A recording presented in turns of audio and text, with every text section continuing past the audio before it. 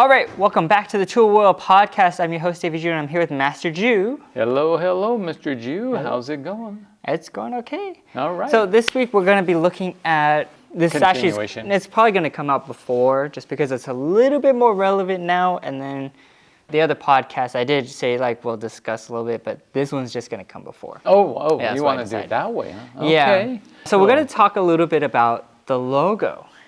Yep, we talked about the logo. Yeah, and so the next week podcast will go, a little bit in depth about what exactly it is. Recently, we had something come up where the National Institute of Industrial Property, whatever that trademarked, the logo for the other group from North Korea.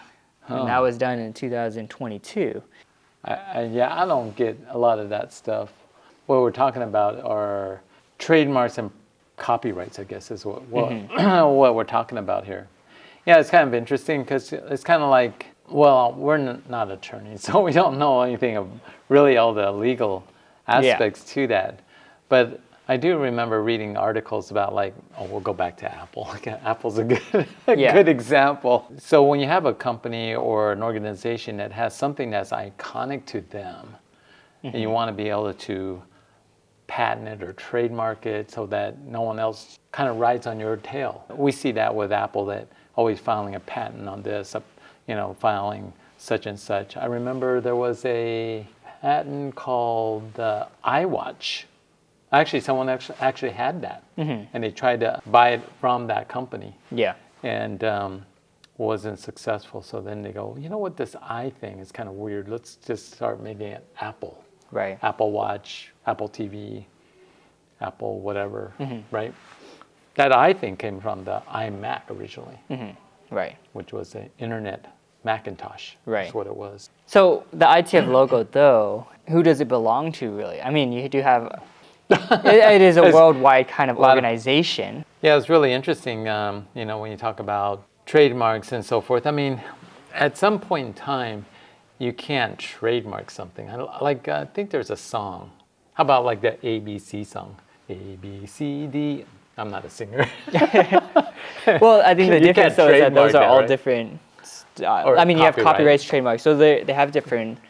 Right. And so you can't go into the legalities of that, but more I think the idea is that you have, upon the split of the ITF, that you had three groups that were utilizing both the logo as well as the tree. Well, so they've been doing that for how many years? Yeah, about 20 years, right? It's a long time. 22. I mean, it was originally 1966, right? That logo, I believe. And so, times have changed. Who owns this? Who owns that? It's kind of, the fight is in the courtroom in many ways. But, Coca-Cola, if you have Coca-Cola and it's well known around the world, but maybe some country doesn't know, but they saw that logo and decided, oh, hey, let's use this logo. It's not trademarked here. But again, they're kind of riding on the original company, right? It's interesting just because who actually owns these rights. I think when the creator, so today I think what has to happen is that if you're the creator of some kind of a logo, trademark, whatever, they have to file that pretty much right away so that they can prove that they are the creator of that. You don't want someone to actually come back. I did read something about that where what happens when the creator dies? Well, actually the trademark actually is supposed to die plus maybe X amount of years. But that may not be the case anymore because a lot of these logos and patents, trademark are actually owned by a company, an LLC, right? A corporation. It's not necessarily that person. Maybe an artist who designs something. They've got to find a way to protect their rights. Yeah. You see that in music. They're trying to protect their rights on their music.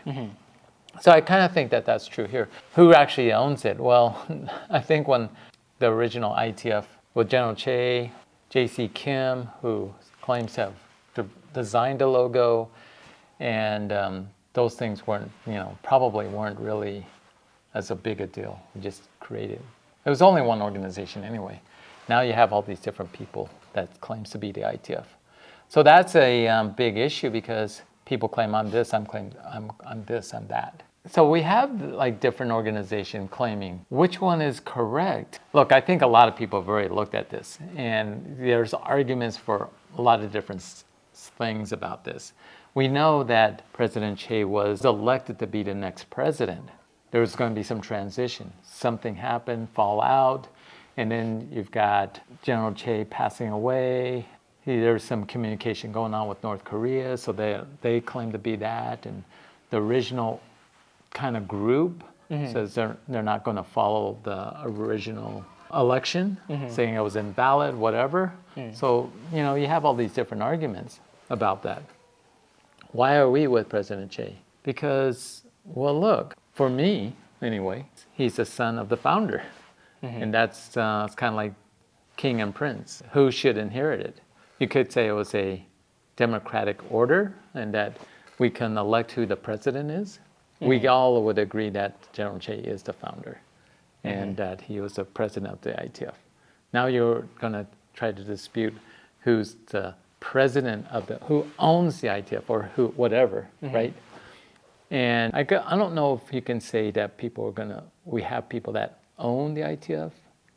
I think that you have presidents, right? That's the way he wanted it originally. But who's the best successor? I'm going to say President Che because he's the son of the founder. Right. Right? Who knows more about Taekwondo than the son? Yeah. I mean, the reality is there's a lot of great Taekwondo people and they know a lot. But who would live with the founder the most? Yeah. On a day-to-day. I mean, you live with me though. I mean, you know more about me than, I think we have people that know me, but who could really know me more than your own family? Right. That's my thoughts on it. Okay. All right. That sounds pretty good. So, anyways, let us know you guys' thoughts. As always, don't forget to be safe. Keep training. And we'll see you guys next time. Take one.